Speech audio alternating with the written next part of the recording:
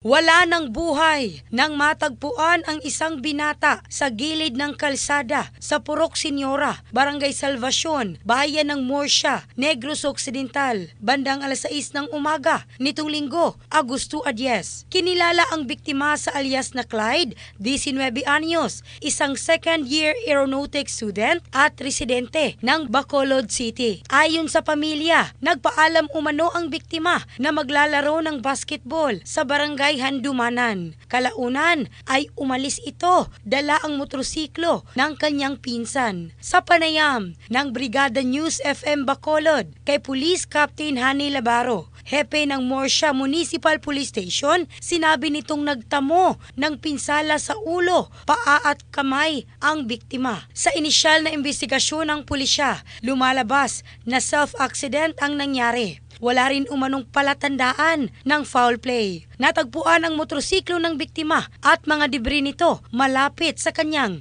katawan. In the heart of changing lives, ako si Michelle Craste ng Brigada News Philippines, the Music and News Authority.